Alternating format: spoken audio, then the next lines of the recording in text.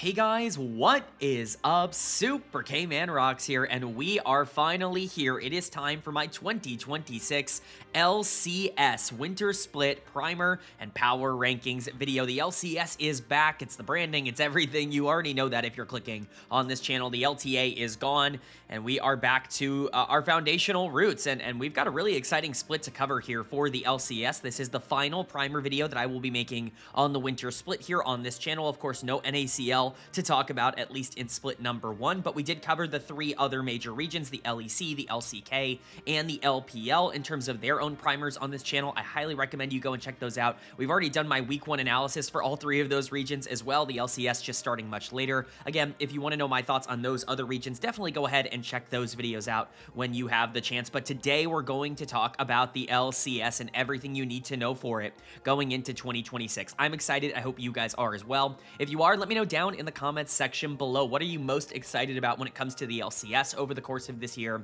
And, who are you looking to follow? Who are you looking to cheer for? What teams, are looking interesting that maybe you didn't expect to be really excited about? And what teams are you perhaps disappointed in terms of their offseason? I did do an offseason grades video, and that's something we're going to touch upon as we go throughout the intro here, because there is a bit of preamble that you just kind of naturally have to get out of the way in a big video like this. But really, I think the main thing, if you want to know my thoughts on the off-season, you can go ahead and check out my off-season grades video that I posted about a month ago. And the difference between this video and that one is grading the off-season in terms of the direction that these teams are headed in, whether or not I think they made good or bad choices, whether or not I think that the org is making, smart decisions and kind of moving, up or down.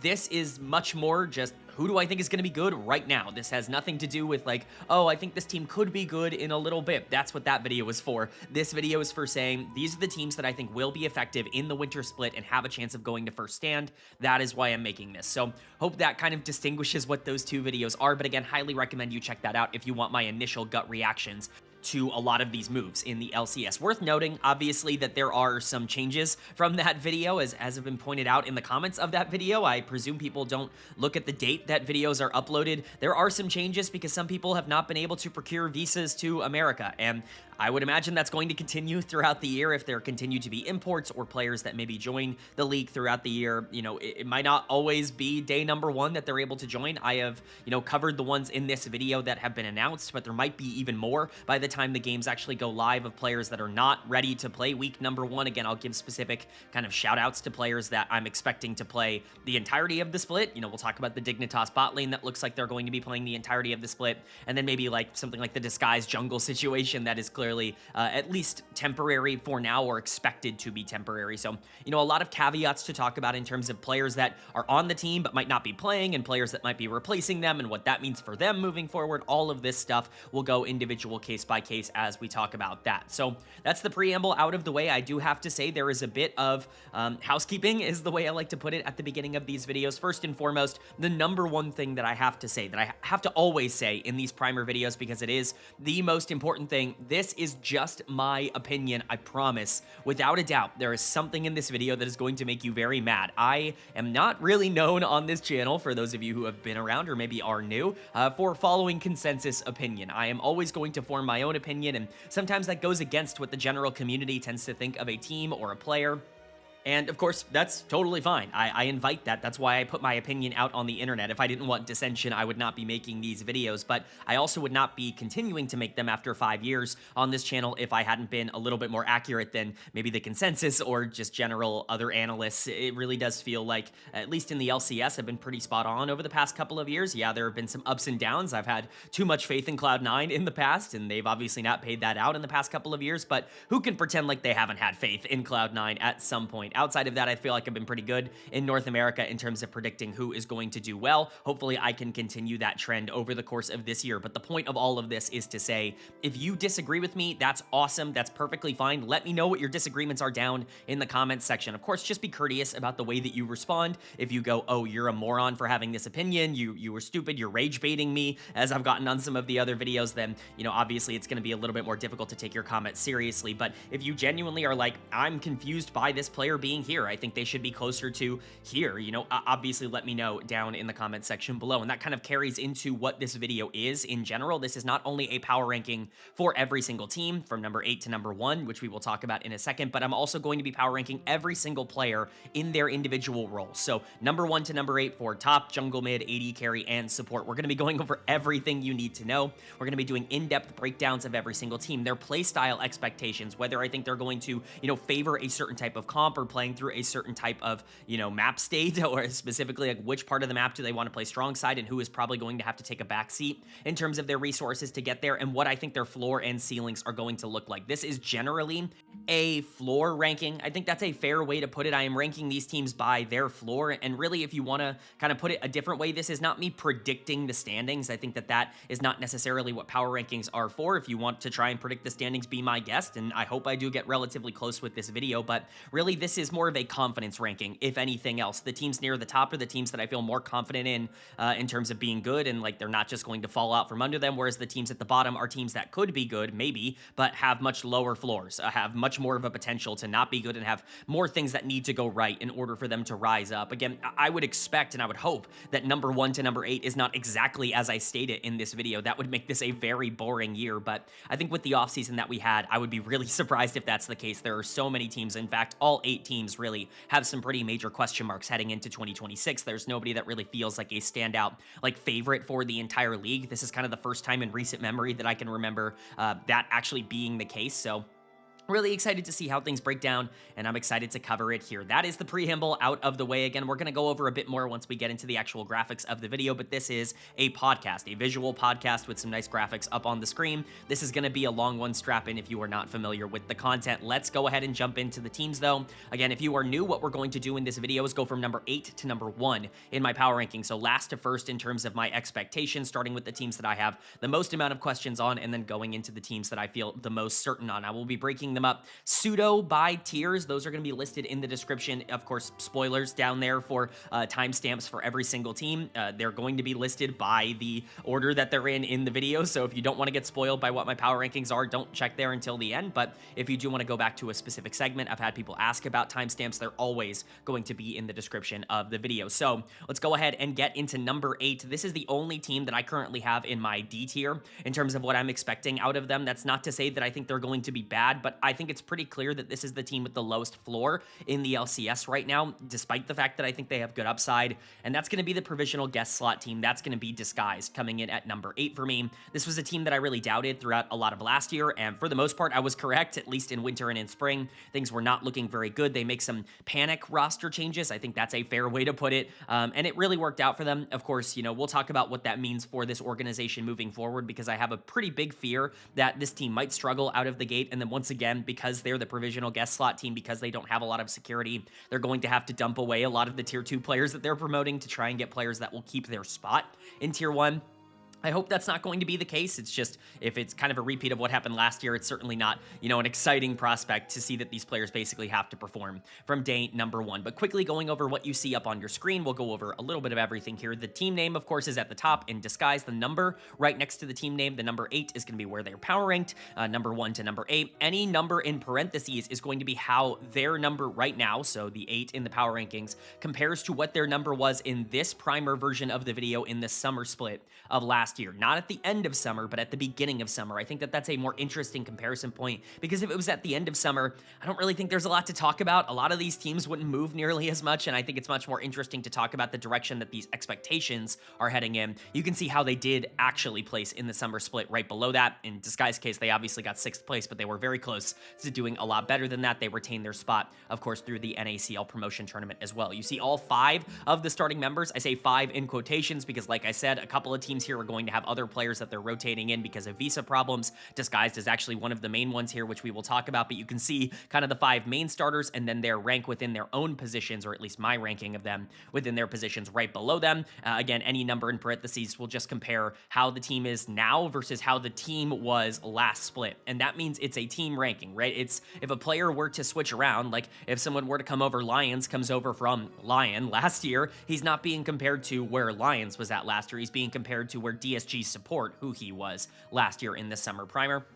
Of course, new at the bottom of anything will just denote that the player is joining the organization and has yet to play their first official game for them. And then there are a couple of symbols in the middle here. Any asterisk will just denote that a player is taking up an import slot, and any other icon, like the one next to Kryra, will indicate that there is just some sort of special circumstance when it comes to that position. So that's all the preamble out of the way. I know it's 10 minutes, but this video is way over an hour, so I'm sure you're fine to sit through 10 minutes of me explaining how the rest of the video will go. But it's time to finally talk about the number 8 team, DSG. Their lineup, at least right now in 2026, is looking like Castle in the top lane, Kryra in the jungle, hopefully in split number 1. He will not be playing, or at least it doesn't look like he'll be playing week 1, but he should be playing after that. Call Me in the mid lane, Sajed at AD carry, and Lions at support. Of course, this is a really interesting team in terms of promotions and just combining, imports with players from tier 2 that have maybe done really well or have shown a ton of promise. Like I said, Kryra might not be here week number 1. It's still kind of up in the air. It's not entirely ruled out that this guy could play week number 1, but it does look like he will be back for a majority of this split, which is why I'm still listing him as the starter. I will not be doing this for the other positions where players are not going to be able to get their visas in time, but Kisno is here as well as a potential jungler. The one thing I'll say about this, we'll talk about Kryra and what his impact could be.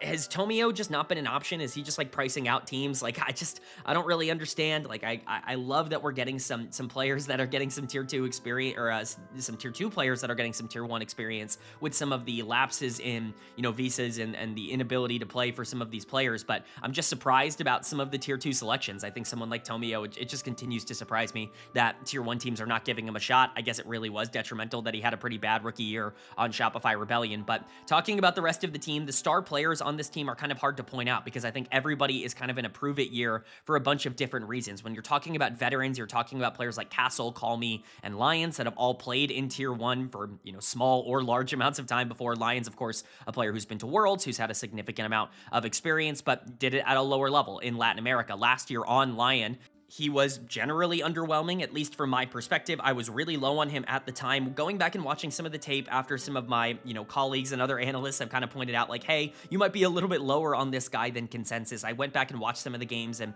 I don't think everything he did last year was bad, and I certainly don't think every single time they lost it was his fault. He just doesn't really have, like, a lot of X-factor plays. He's a very stable support who kind of does all the little things well, but again, I've talked about this before with other players. When you do a lot of the little things well, but do a lot of the big things poorly, it doesn't always come out to being like a really solid player. I know it kind of feels like a weird way to describe things, but he is much more micro than he is macro. He doesn't really make big plays or set up his team very well. He's just kind of slightly below average at everything, which I just don't think is a very valuable pickup here for DSG, but he's probably going to be a pretty big vocal leader because he's one of the few players here with genuine, real tier 1 experience, and he's going to be relied upon to be that veteran presence. And I guess that carries over to the player that they retained from last year in Castle. He's the other player I would say with significant tier 1 experience. We'll talk about Call Me, who has had a cup of coffee in the LCK, but Castle, of course, being retained here. He had a very weird year last year. He was really, really good in Winter, like one of the best players in the league. He just was on a terrible DSG team. His top lane stats were ridiculous, and the eye test backed it up. It's just,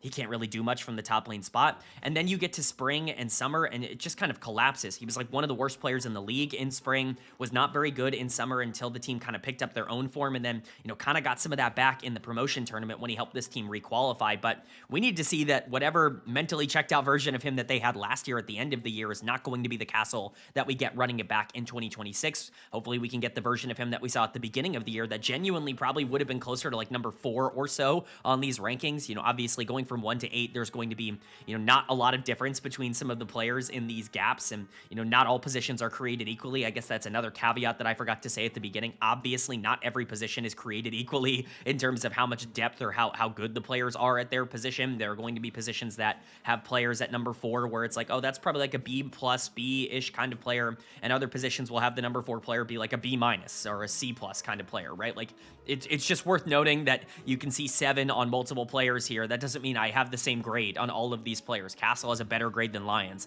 if that makes sense. So Hopefully Castle can get back to where he was at the beginning of the year. I've always been a pretty big fan of Castle in terms of his raw individual mechanics. He just needs to put it together a bit more consistently. And then Call Me is the other player that I want to talk about having experience on this roster and kind of being a player that I expect them to put a lot of resources into day number 1. And a big reason for that is not only obviously the time he spent on Nongshim over in the LCK, where I think, the Nongshim mid lane spot has just kind of been a nightmare for years and years and years. They've not been able to solve it. They went through so many different Challengers League mid laners that it was actually insane. Quad, obviously somebody who's also here now, was playing on Nongshim. You have players like Fiesta that are doing fine enough for themselves over in the ERLs, and then of course Calyx sitting on the bench for Nongshim right now. Like, there's just been so many players to come through that org that when Call Me left and went to Misa last year and played really well in the ERLs at EMEA Masters, looked like one of the better mid laners and certainly one of the more comfortable mid laners at that tournament. It really reignited, like, oh, this guy was really good in tier 2 in the LCK Challengers League, and then he played well in tier 2 in the LEC or in Europe as well. He almost certainly deserves a shot in some tier 1 region. North America, I'm fine with these kinds of imports. We'll talk about imports that I don't like a little bit later. I talked about this in the offseason grades video. I think Call Me could be a valuable addition and has some pretty good upside for this team. Very similar to what I said with Quad when he first came into the region, and I think DSG are kind of hoping that they get a similar version of that. They are very different players. I want to make that clear. They're not exactly the same in terms of playstyle. Call Me is very much a shove and roam type of player. He wants to play the map and generate resources early. He loves things like Talia that can both win lane and move around. Like, Azir is also something that he is very comfortable on, but his Azir is much more proactive, I think, than your typical Azir will be.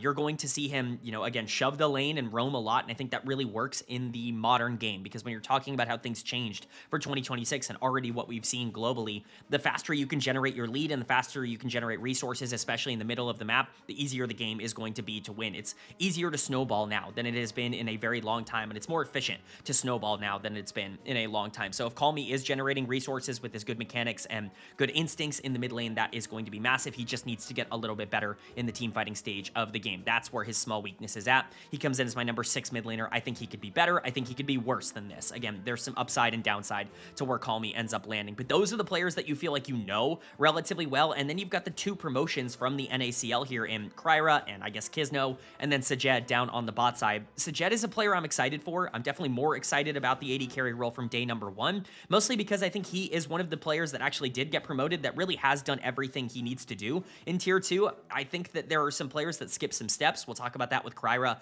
Not that I think that that is a bad thing. I think this is a good risk to take on the future, because if he is as good as I think and others think he can be, then obviously he might be good day number 1, and he certainly will be good by the end of the year. But Sajed is a player that probably almost certainly will be good day number 1. This is a guy who has gotten better every single year in the NACL, despite his surrounding core not exactly getting more consistent. Like, he started on that FlyQuest Challengers team, getting to play with Chime, who is easily the best support in tier 2. He got to play with the rest of that roster, which was incredibly talented, as we've talked about multiple times on this channel with other players as well. And so Sajed just kind of had an easy time, even if he was replacing Masu. And then he goes from that, a situation where he performed well and had great stats, but really didn't have to do all that much, to a situation on Dragonsteel last year, Dark Zero, where he really did have to be a pivotal carry for that team, for Maryville, and he stepped up in a lot of instances. He was the MVP caliber player for a lot of last year on Maryville, especially once Zamudo and UG were both gone. Like, the replacements were solid. Like, we'll talk about them once we get to the NACL,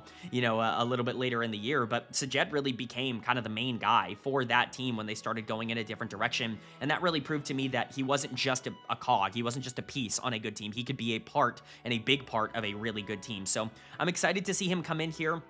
Only reason he ranks so low is because, again, this is a floor ranking, and I think AD carry in North America is relatively deep right now. There are 6 ADCs that I feel pretty great about. Spoiler alert, I guess, for the list. You're looking at players like B-Boy and FBI. I guess theoretically that would be right above Sajed in terms of the rankings. That's obviously good company to keep in terms of where I rank him. It's just, he doesn't have the floor to prove that he is going to be exactly what those players are just yet. I think he can be, but, I'm kind of also factoring in the fact that he's playing with Lions, and I don't think the spot lane is generally going to be all that dominant in the 2v2, because I don't think Lions is a great 2v2 player, and if Sajed is not getting leads, is he going to be as effective at this level? Don't be surprised if you see some worry out of the bot lane early on, especially if they're not focusing a lot of resources there, and part of that is because who is the jungler here? It's going to be Kisno. It looks like day number 1. I like Kisno. I think he's a solid enough player. I think him and and Kryra both have relatively similar floors in terms of what they can do at this level. I do think they're hoping they can get Kryra back, not because I think Kisno is a bad player, but Kryra's upside is just ridiculous. This is a player that I've really gone to bat for in Tier 2 on this channel, basically over and over again ever since he had that small stint on CCG in Tier 2, and then he goes on to win the big Tier 3 tournament in the offseason, you know, get some time on Blue Water and on Dark Zero last year, was going to play for Pulse, and just looks good everywhere, like constantly is elevating everybody that he's playing with. Kind of reminds me of the trajectory that someone like Surdy was on for a little while, where he was just kind of being overlooked by the best teams in the league for basically no reason. And then eventually, when he proved beyond a shadow of a doubt that he was good enough to be on some of the better Tier 2 teams, he ended up dominating and winning MVP and looking as good as possible. We never got that year out of Kryra because he's getting pulled up to Tier 1 before he even has the chance to be that MVP caliber Tier 2 player, but it's clear that this org really trusts him, and I think he's proven that he at least has the upside to make this a good decision. I just don't think that's going to be the case day number 1. Kisno is probably a better player. Day number 1, I think he's certainly more stable. He can carry and facilitate, which I think is really valuable for a team that's trying to establish its own playstyle. It means you're not locked into doing something that you're not going to be repeating once he leaves the team.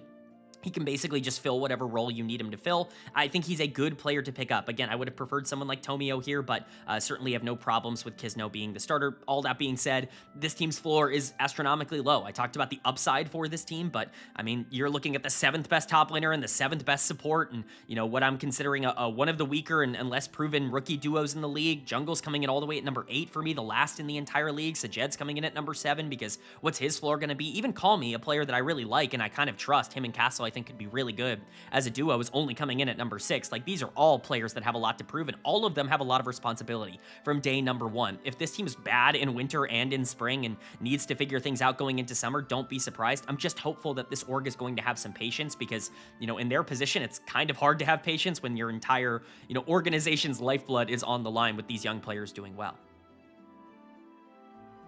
Then moving on to number 7 in my power rankings, and this is kind of the team that's the bridge between D and C tier for me. I think Disguised was a pretty clear number 8, but I think this team is a little better than them, but not quite as good as the next tier.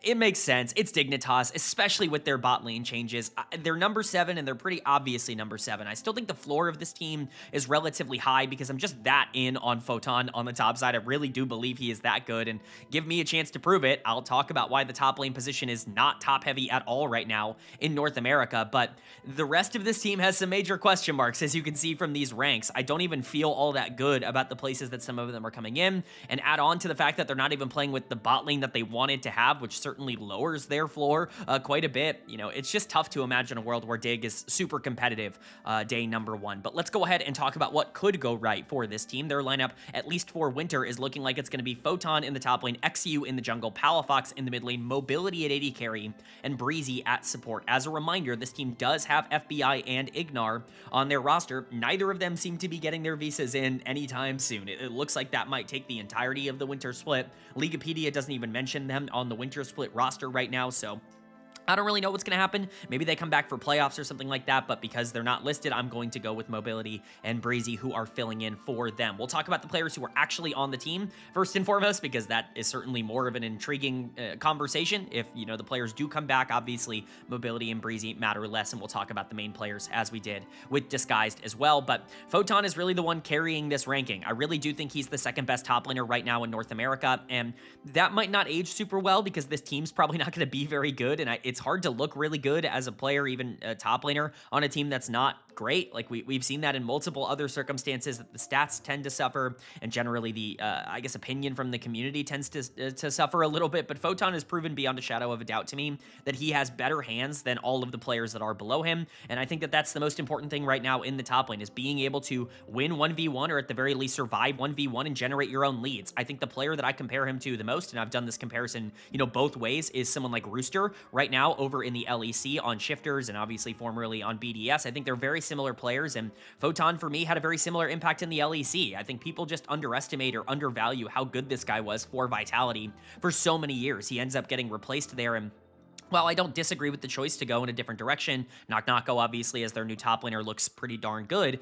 Photon is a player that has more than earned a shot in a tier 1 league to be a solid top laner, and again, just from a raw hands perspective, I think he is just better on tape than basically any other top laner in the league. I think he is a very good team fighter. I think he's a big impact kind of player, and I think if he were on a good team, he would often get the chance to show that. Just because he's here on Dignitas, I don't think that, should take away from the fact that Photon is a really talented player, and hopefully he can elevate this team, because again, I think they will win a couple of games just off of him by themselves, or by himself in terms of how they play. Hopefully you can get more out of the rest of this team, and that really comes down to the jungle mid for me. I have no clue how these two are going to play off of each other. Both of these players were players that I was kind of out on at times last year. I think that's a fair way to put it. Palafox, obviously, I was a little bit more vocal about. Palafox really had like 2 or 3 good series over the course of 2025, and that probably saved his job in North America in terms of not getting relegated down to a tier 2 team. Of course, Jonathan coming in and becoming the GM of Dignitas probably also had something to do with it, but he really struggled with consistency. I think especially in the regular season, he was just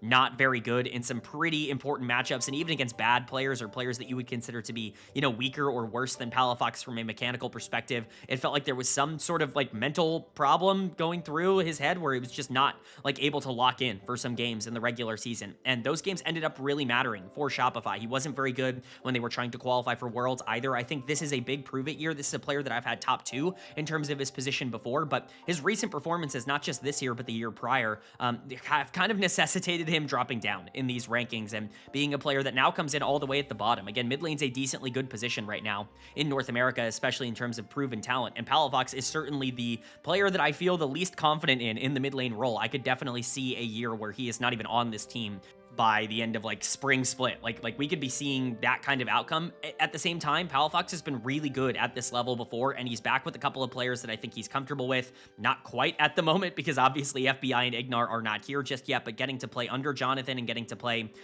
with some confidence coming from upper management that he can kind of be the guy on this team that they actively, wanted him. I think that could be the kind of thing that revitalizes him. I think this is a meta where he can be more aggressive in the way that he plays in the early game. Obviously somebody that fits that more aggressive, assassin-oriented mid lane role, at least for the most part. At his biggest comfort level, he's a Silas Akali player, which I think is really good for this meta. I want to see him get back into form. I just kind of need to see it before I rank him higher. And then XU in the jungle, a player that, quite frankly, I just wasn't really sold on last year. Obviously it's funny to see this reunion between organization and player, but he is another player that I think has a lot to prove to me in terms of what he could turn into. He just didn't look all that impressive. XU was a player that I think benefited a lot from having a lot of pushing lanes in tier 2, from having a top lane, mid lane, even bot lane that were able to generate their own resources so that he could play more aggressive in the jungle, invade more often, just be able to skirmish more frequently. And he didn't have those winning lanes for most of last year on DSG, and when he didn't have those lanes, he did not look like a tier 1 player. And I'm not saying that that's not something he can grow out of. That's obviously something you can work on and become more diligent at being a player that contests from the neutral, but right now, he does seem relatively one-dimensional in terms of the tape that we've seen. From a good game state, especially when the rest of his team is winning, he can look very valuable because he pushes the game forward faster than a lot of other junglers. He has a more aggressive mentality from a winning stance than especially a lot of North American junglers, and that can really help him generate leads. Again, the problems right now come in just the fact that he's not great at playing from behind. That's fine. That's a modern jungler. It's just the way things go. But he's also not very good at playing from neutral, which I think is really important to start to generate, and he also relies a little bit too much on his laners generating their own leads on his own. He's not really a game, facilitator. He is somebody that capitalizes on a good game state. If he can start to grow and become more of an impact player himself at the tier 1 level, obviously he will grow in these rankings. He's just kind of limited right now. And honestly, I'm not super inspired by this jungle mid duo. I've talked about that, in the offseason grades video. I think both of these players need to prove that they are not what they were last year, and I don't really like that as a combination for Dig. I think that could be a bit of a problem. But the bot lane coming in here, Mobility and Breezy look like they're going to be the two that are playing while FBI and Ignar are not available. I kind of like this. I think both of these players have really nice upside. Mobility really impressed me in tier 2 last year. I said when I was covering the NACL that I really expected him to take some time to get used to playing at the tier 2 level. I thought someone like Shogo was going to come in from a collegiate program and have a better instant impact at the tier 2 level. That did not happen. Mobility was one of the best ADCs in tier 2 last year from an individual perspective, especially as a hard carry, because he really needed to do that for Winthrop throughout a majority of the year, and I think he showed everything everything he needed to show to kind of indicate that he's ready for at least a small stint in Tier 1. Should he be considered one of the top 8 AD carries in North America? Probably not right now, but, getting a small chance to play here, there is like a non-zero chance that this guy is really good and that he has a team, like by the end of Spring Split, even if it's not Dignitas, that another team is like, hey, if Mobility is good, like in his small stint in Winter, then maybe we just take that kind of risk on bringing that player in. So excited about his mechanical upside. Again, his floor is just so much lower than every other AD carry. We just talked about someone in Sajed, who's number 7 on this list. Well, mobility was worse than Sajed in Tier 2. There's no reason for him to be ranked any higher than this. But Breezy, for me, comes in at number 6. I was really surprised to see some players get, like, LCS offers and Tier 1 jobs that are not Breezy. I think this guy is proven, again, beyond a shadow of a doubt in Tier 2 that he is, deserving of a Tier 1 opportunity, and I'm glad he's finally kind of pseudo getting it here on Dig to, at the very least, show that he can be a good player. I think he's a top 6 support, like, right now in the league. Like, there are players below him that have much lower floors. Obviously, someone like Cryogen that we'll talk about a bit later, but we just talked about LYON, who I think is a weaker player than Breezy. I think Breezy has better playmaking instincts, and even if he is a bit more one-dimensional, that one dimension is the best way to play the game right now out of the support position, which is playing Rakan and Nico and Bard and a lot of these more aggressive playmaking style champions. That's what Breezy does at a really solid level, and I think that fits what this team kind of needs from him when you're talking about a player in XU that really wants his lanes to be more proactive and really wants them to win on their own, or a player like Palafox that I think would really, prefer having more isolated 1v1 matchups in the mid lane, someone like Photon who can win 1v1 isolated on the top side. Having a playmaker in Breezy that can start a lot of fights utilizing the resources that these mechanically talented players can generate, I think that is a really good combination for Dignitas. So I'm hopeful that Breezy can come in and be as good as I think he will be. Honestly, I don't hate this. I don't hate the idea that Breezy might just be better than Ignar. Like, I really do think that there is like a real possibility that that is the case, that mobility could come in and give you more upside than even someone like FBI could. But if those two do come back, Ignar is somebody who's going to switch the identity a little bit. He's going to be much more of a tank engaged type of player. He wants to play the Nautiluses and the Rels at least more comfortably. He's not going to be as much of a, Rakan, Nico kind of playmaker, but they can fill similar engage roles. And then FBI obviously just gives you a much higher floor as an AD carry because he's good in every phase of the game, whereas mobility still has some problems being able to generate resources early. But overall, I like this Dig team, I think, more than I expected to. When I went and kind of power ranked these teams, I thought Dig was going to be number 8, but for me, they come in at number 7 because not only do I think the bot lane is going to actually be pretty good in the winter split, but Photon I just think is a really talented player on the top side, and if you can do anything else anywhere on the map, then Photon's going to be one of the better players on the Rift. It's all just about this mid-jungle duo and whether or not they can live up to expectations, and I guess that's what remains to be seen. But then moving on to number 6 in my power rankings, and I think this is like the clear C tier. Obviously, Dignitas, I think, is a part of this, but that's mostly carried by the Photon grade. I think this is where you're kicking off teams that, should be competitive this year, but I think have some question marks about what their ceiling could look like. And coming in at number 6 for me, it is going to be Sentinels. It's the new team here to the LCS, of course, taking 100 Thieves' spot from last year. 100 Thieves who went to Worlds and, went out on a pretty big note, we'll just say, at the World Championships with the way that roster ended. Sentinels have a lot of shoes to fill with this spot right now in the LCS, but they put together a roster that I think is kind of being slept on in terms of what their immediate, prospects look like. Do I think they're guaranteed to be great? No. Again, they're in the C tier. They're a team that I think will be competitive, but probably will not be anywhere near the top of the standings year number 1. But I think that there is some upside for this team to continue to grow and have a nice foundation for a couple of years into the future. So let's go ahead and talk about it. Their lineup is looking like Impact in the top lane, Hambach in the jungle, Dark Wings in the mid lane, Rahel at AD carry, and Huhi at support. As a reminder, like, maybe there will be more changes. I know we've kind of gotten through the teams that are guaranteed to have some changes. There will be one more in this video where it's like, oh, this player doesn't have a visa, so new player is starting, and it's the one you can all probably think of, but there might be more of those announcements to come after this video or as this video is getting recorded. All of this stuff, like any of these imports especially, are any player that's not American. They're subject to, being not available, we'll just say, for the beginning of the year. So just keep that in mind if anything ends up changing. I just wanted to make that disclaimer as we start getting to these teams that we don't quite know if they're going to have every single player. Sentinels, I believe, are all in America already, so I don't think there's any problem there, but just something to keep in mind. As for talking about Sentinels themselves, this is obviously obviously a really interesting core of players, and this is where I think a lot of my rankings are going to start to get criticized by the comment section if I had to guess, because I think I'm going to be a little bit different on top lane and jungle in terms of this team, and I guess that's a good place to start. We can get to the DSG trio last if we really want to. I had these players in decently different positions, but I want to make this clear. Numbers like 4 to 6-ish or 7 in the LCS right now for both top and jungle. Whatever order you want, man, especially 4 to 6 in jungle. Like, I literally have identical grades on all of the players, number 4, 5, and 6 in the jungle position right now. Hambach could be number 6. In fact, he was going into this video until I changed it, and there's nothing that's different between my analysis now and my analysis then. Like, it just is what it is, right? Like, this is just me trying to project how confident I am that a player is going to be good, and the reason Hambach comes in so high for me at number 4, despite me ragging on this guy last year over and over again on Bro during my LCK weekly reviews, is because this guy was a superstar in the LCK Challengers League, and you know what? The LCK is the hardest league to be a rookie in by far. It's not just the fact that it's the best league in the world. We've talked about it a lot on this channel when we've done the LCK coverage. There is no bigger gap between a Tier 1 and a Tier 2 league as there is between the LCK and the LCK Challengers League. It is the hardest jump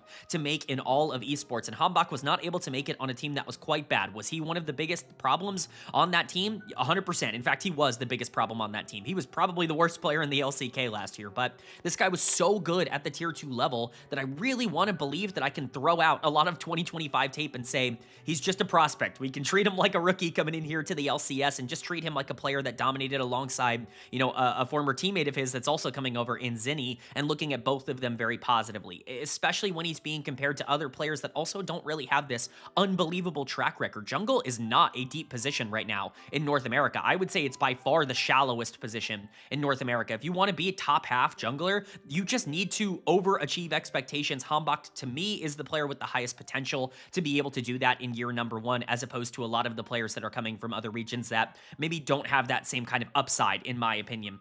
I know people really hated on this edition because he was so bad for Bro. Last year, he was so bad for Breon, but again, that tape on KT Challengers, like, I just want to believe that there is something in there to still tap into, and for me, I'm going to err on the side of positivity because this position, I just don't think is all that deep right now. As for Impact, he's probably going to get the opposite comments where it's like, Impact at number 6, that is ridiculous. It's Impact. He's obviously going to be able to turn things around, and you know what? I kind of believe you. Like, I kind of believe that he's going to completely outperform this, that he's going to be like a top 3-ish top laner in the league, that he's going to get back to being pseudo all-pro form because it's his first year on a new organization. And if you followed my channel, you know that I have a bit of a joke on this channel that Impact in year 1 on a new org is like the best player in the world, and Impact in year 2 and beyond on that same org is like, he just completely falls off. He has the 1-year buff every time he changes teams, and it's really funny how that's kind of been pervasive throughout the back end of his career, and maybe that happens here on Sentinels, but quite frankly, like I said before, I just gotta see it because this guy was maybe the number 8 top laner in the league last year. He just was losing constantly. His laning stats look terrible, and I'm telling you, as bad as the stats look, if you go and watch him with the eye test, it's 100% worse. Like, you can trust the fact that this guy's going to be able to turn it around, but what we saw last year was a player that took a Team Liquid team that was decently competitive and like almost single-handedly made them not competitive at times. Like, obviously there was more wrong with that team than just him, but he was certainly the worst player on that team, and that's not really a great thing to say coming over to Sentinels. You have to hope that he's going to be able to turn things around, and again, I'm kind of leaning on the side that he will, that he'll be much better than he was last year and be an asset to this team. I just need to see it. I need to see him do it on this new organization, and specifically because of a lot of the young players on this roster. You know, Hambach, Darkwings, you know, obviously Rahel and Huhi have a good amount of experience, but Rahel's not exactly the biggest veteran in the world. Like, Impact has a pretty big role to be a stabilizer on the top side here, and I just need to see him be able to fill that role. As for the DSG trio, I think this is a great signing by Sentinels, and I think they fit pretty well here. Darkwings is definitely more of a shove and roam facilitative type of mid laner, a control mage type of player, which I think really fits with Hambach, who wants to play more carries. He had to play a lot of facilitators last year for Bro and wasn't particularly good in that role. I imagine Hambach is going to be a bit more selfish with the way that this team is constructed because he doesn't really have that aggressive of a top side, and he certainly doesn't have like a hyper aggressive mid laner. You have a player in Darkwings who definitely likes to play for team fights a little bit more frequently, a very good 5v5 player. So I'm interested to see how they work together. Honestly, I like their skill sets paired together, so Hopefully you can get something good. Again, Darkwings is just in a better position, so he falls a little bit lower. He's my number 7 mid laner. You know, they had the number 1 mid laner. They're being compared to 100 Thieves last year in Quids, so not exactly a fair comparison in terms of the -6. But Darkwings is a good player. He proved to be beyond a shadow of a doubt on DSG that he deserves to be in the LCS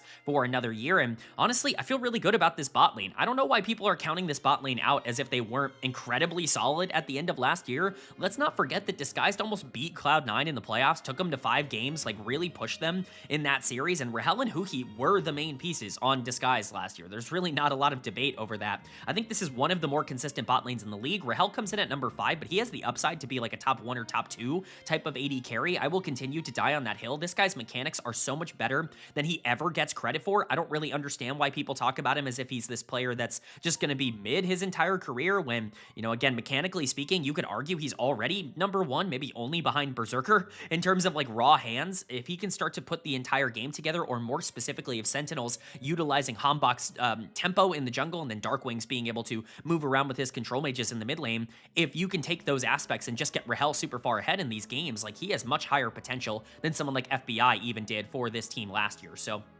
really like Rahel. I think he's a really solid player, and I think they're smart for bringing him over. I think it would have been a shame if he came over last year to save DSG season and did not get another shot. But same thing for Huhi, a player that I think was counted out for a lot of last year because he had to do so much on Disguised. You know, his stock and his value, I think, lowered a lot because of the responsibility he had. You could tell he was the primary shot caller, primary playmaker, had to win the 2v2 bot lane early on in the year when he was playing with Scary Jerry, and they weren't really doing that. And he had to rotate a lot in the mid game to be able to salvage other lanes. It was just never going to look good for his support in that environment. He was asked to do too much early on. Once they brought Rahel in, once they brought Darkwings in the mid lane midway through the year and kind of salvage some of their problems, all of a sudden he can focus on fewer things and he can be really good at those fewer things. He's still one of the better supports in the league to me from an isolated perspective. I don't think last year was nearly as good as his peak, but this guy has been a top 1 support at his best in the past. Like being top half, I think is a fair expectation for a player like Huhi, and this being a top half bot lane, I think is also a fair expectation. But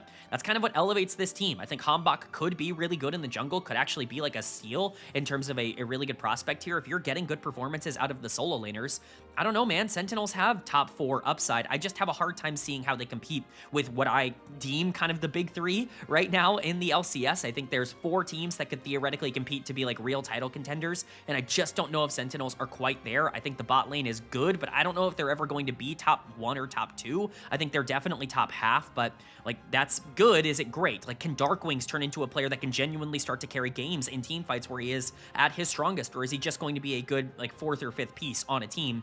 Is Hambach even good in the first place? Like, is Impact even good in the first place? Because both of these players are coming off of some of the weaker years of their entire career. There are so many questions about Sentinels that I think a lot of the teams above them don't have to ask, which is why they're in the C tier. It's why they're down here at number 6. But this is really the first team in this video that we've talked about who genuinely has the upside to be a really competitive team that, I think upsets a lot of people's expectations.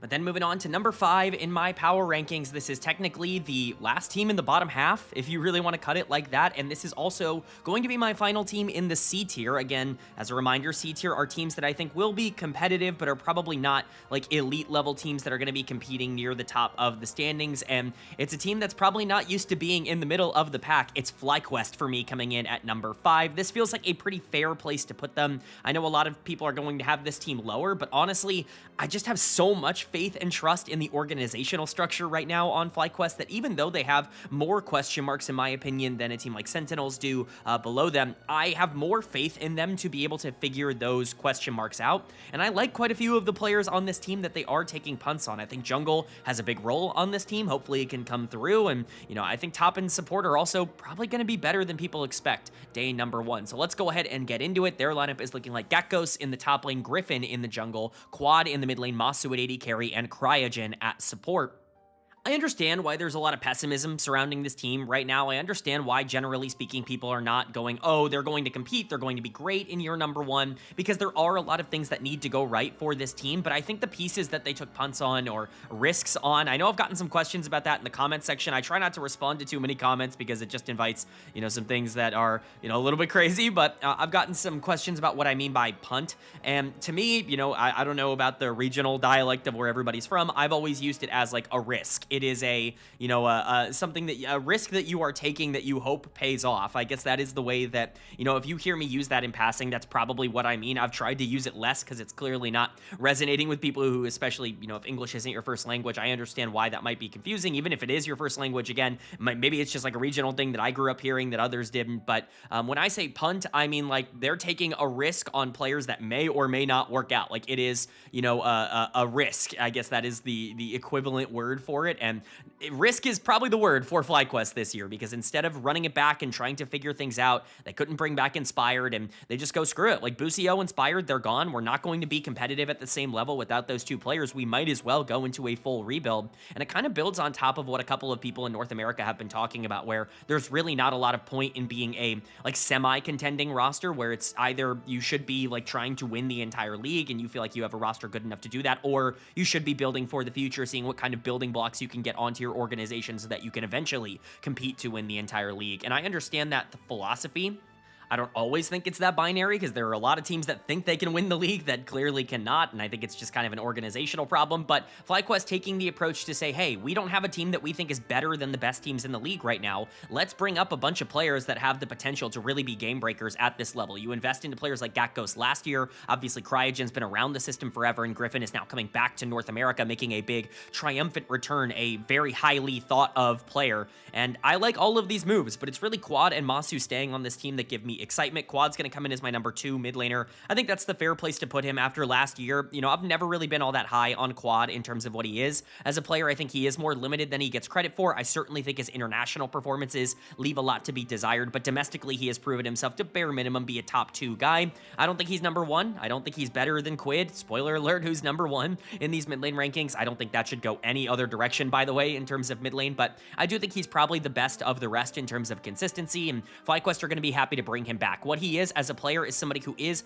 relatively selfish in the way that he plays the game. He's really good at generating resources on his own in the 1v1, and then wants to play a little bit slower in terms of the mid game so that he can get to his late game power spikes. He honestly reminds me a lot of Scout. I think that's always been the playstyle comparison that I've gone for Quad. I think, I'm not saying that he's as good as Prime Scout. Now, he's probably better than modern day Scout, to be quite frank, in terms of how things are going for him, both in the LCK and last year in the LPL, but Quad is that kind of playstyle where you can kind of consider him a main carry of the team and somebody that is going to require, babysitting at times and resources. He's good in the isolated 1v1, but he often isn't left to get that, and I think it will be even less common this year that this guy's left on his own in the mid lane. I think a lot of teams are going to invest a lot of pressure into trying to shut him down.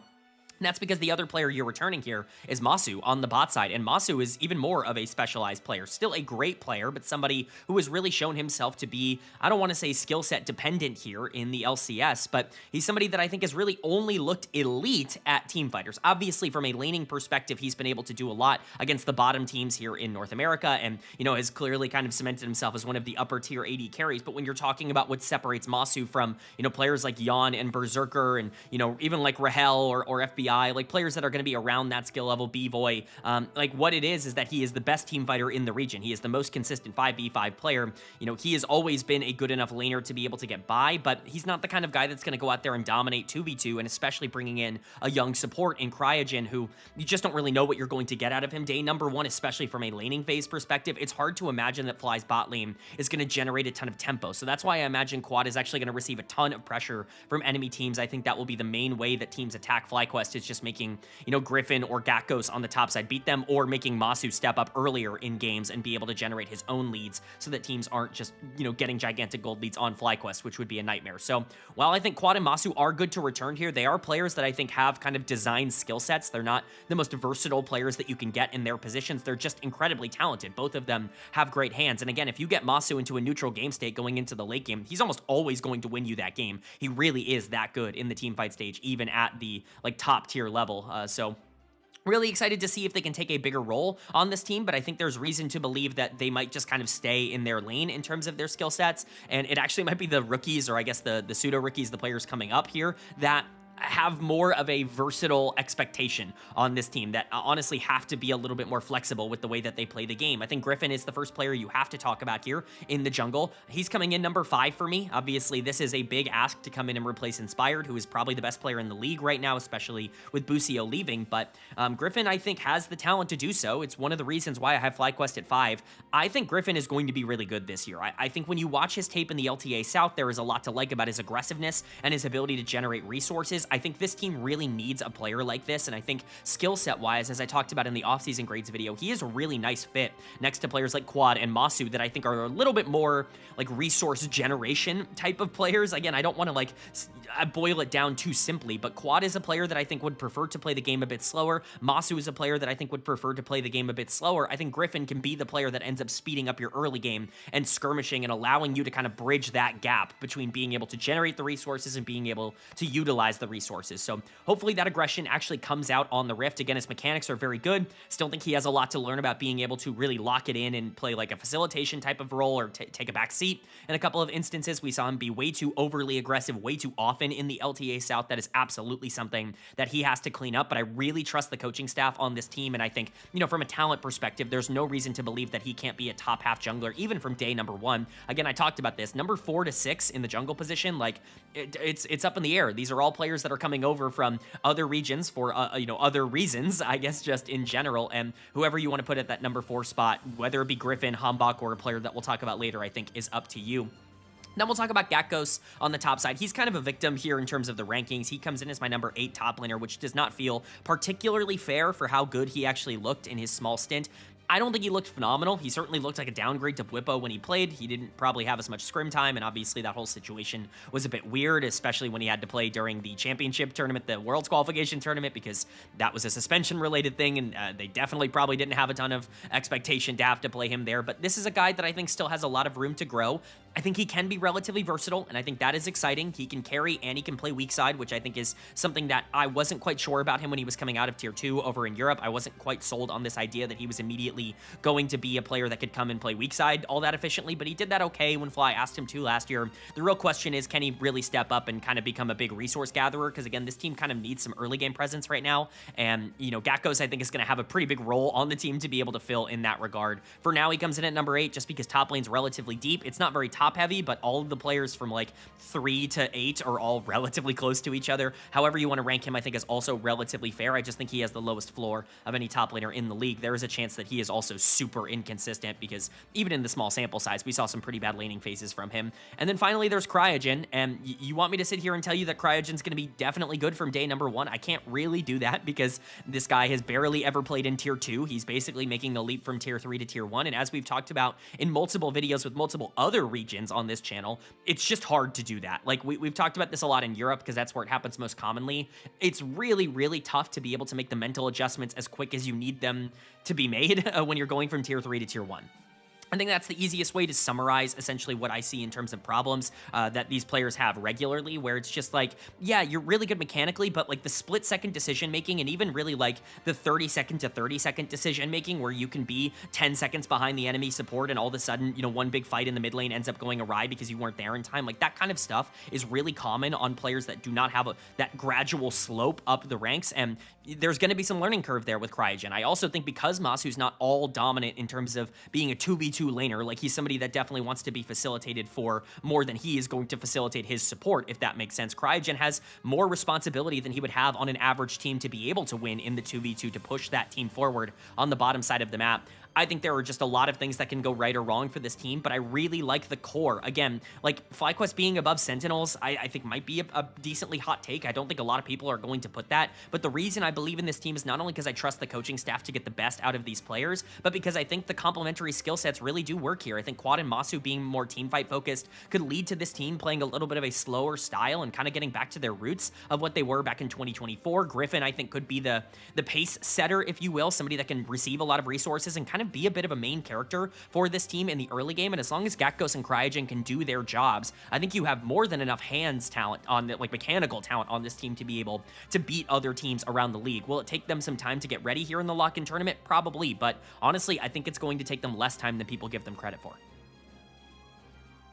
But that's going to bring us to number 4 in my power rankings, and this is the top half of my teams in the LCS in these rankings, and it really is a difference. We're going from C tier to B tier for me. Spoiler alert, this is the only team in B tier in this video. I really do believe that they are kind of in their own tier, because B tier to me is a team that can compete in the upper echelon, like will be competitive with the big 3, as I call them right now in the LCS, but just have a few too many question marks and maybe don't have the upside unless something changes to be favorites like the other 3 are. For me, it's going to be Shopify Rebellion at number 4. I really, really like the construction of this team. I really praised their offseason. I think that's the easiest way to put it, is I really went to bat and said, like, this is one of the better off seasons that any team made globally, because they were able to maintain a lot of the pieces, basically all the pieces that made their team competitive and good and almost a world's caliber team last year, and then just added probably the biggest prospect of the entire offseason, like the best LCK Challengers League player I've watched in quite a long time in the mid lane. This is a really, really fun roster, and I'm really excited to see how they can play. They might even do better than number 4. I just didn't want to predict it right now. So their lineup is looking like Fudge in the top lane, Contracts in the jungle, Zinni in the mid lane, B-Boy at AD carry, and Seos at support. You're obviously returning 4 of the 5 members from last year. Palafox is out, Zinni is in, and he really is the big difference maker, but we can talk about why Shopify was so good last year and what parts of that are expected to be repeatable. And one thing I really want to point out, and this is going to shock a lot of people when you look at these numbers, but I hope this illustrates my point that I made earlier, that not all of these positions are created equal. Every single Shopify player coming back here has basically the same grade for me, and they're just all in different positions, right? Jungle is not particularly good right now in North America. I think it's probably the weakest role in the region. You know, support's kind of up there. I think support has more upside in terms of the players that are here right now, although I guess somebody could break out in jungle. But those 2 players, you know, Contracts and Seos, I don't think are better than like B-Boy and Fudge and Zinni in terms of the grades that I'm giving them. They're just in positions where, you know, I think it's easier for them to express that they are solid because other positions are just a bit deeper, right? And that's the case for AD carry, where B-Boy falls all the way down to number 6. He's a really good player. There's just a lot of good AD carries. There's basically 5 ADCs that I feel really great about, and B-Boy, who I think has some upside. So it's just unfortunate. You know, we'll talk about them a bit more in depth. I just really wanted to point that out before people are like, why are all these players rated so different when they're all, you know, relatively similar in skill level? Yeah, they all had the same grade in my offseason video. All of them were B-graded players, and yet they all come in very different spots with these rankings. It's probably the best encapsulation I could probably get of me saying that these positions are not created equal. But I guess we can talk about these players in isolation. We're going to talk about the bot lane first, I think, here with B-Boy and Seos, because I think it's the most straightforward discussion. They're just a good bot lane. I don't think they're game breakers. Like we talked about a bot lane like Rahel and Huhi earlier. I think they probably have a bit of a higher upside, but B-Boy and Seos have a really high floor. B-Boy's positioning can sometimes get really terrible in team fights, and he can sometimes sell the game away basically for no reason, just because he's trying to play hero ball. But when he's not doing that, when he is playing really, you know, standard, when he's, you know, playing for the 2v2 or alternatively just playing to be a secondary carry on a team that probably has resources near the top side or in the mid lane likely throughout this split, then B-Boy is excellent in that role, very versatile, can do a little bit of everything, doesn't really make massive mistakes unless he's being counted upon to actively carry the game. Is just a good AD carry. I don't think he's a superstar. He's not really like elite at anything. He's one of those jack of all trades, master of none types of players that I talk about a lot. I do think he has a few more flaws than maybe some of those other players do, but he'll fill a very similar role. Like him and FBI, I think are, you know, kind of good comparisons for each other. I think they're relatively similar players. FBI has a longer track record and certainly a better track record than B-Boy does throughout his region hopping, but he's been very good for Shopify ever since he came over for this org. And then Seos, I think, gets undervalued for how good he was as a support last year. I think it was really important towards this team being able to play as aggressive as they did in the mid game. You know, we can give a lot of credit to Contracts, and I'm going to. He is a very good player on this team, but Seos really, I think, was the unsung hero of Shopify Rebellion last year, and I'm excited to see him potentially get some more runway here. I don't think he's a star. Again, I don't think he's the kind of player that ends up really dominating games, but he's been a bit of a channel darling ever since he was playing in Brazil. I was really high on this guy, constantly calling for him to get like a major region shot. Not that the CB Law wasn't. I just wanted to, you know, get to cover this guy weekly on the channel, and I finally get to do here in North America, and he's living up to the hype. He reminds me a lot, and this is a very weird player comparison for those of you who don't watch my LCK reviews, but he does remind me quite a bit of Kellen on BNK FearX, of course, formerly of D+ Kia and Nongshim and plenty of other teams in the past. Like Seos reminds me of that playstyle-wise, where he's kind of going under the radar because he doesn't do do anything particularly flashy, but he's clearly very smart macro-wise, and I think he controls the game well. So his bot lane's good. You know, you feel good about them, and you feel good about the top side as well. Fudge really came on towards the end of the year. This was somebody who started off really terrible coming back to pro play here for Shopify, was not looking good in lane, felt very uncomfortable, certainly felt like he took some games off or kind of counted himself out. It really, I talked about this a lot on the channel last year and had some conversations in the comment section about it as well. Really felt like he was going through something mentally, like maybe not off the rift, but like on the rift, like a crisis of confidence, if you will, with Fudge, where it felt like there were some games where he just did not feel for moment one that he could win, and you could see it on the player cams, and it just felt like something was going on with Fudge. And then I think he really got his confidence back with the coaching staff change coming in midway through the year with Demonte coming in here for Shopify.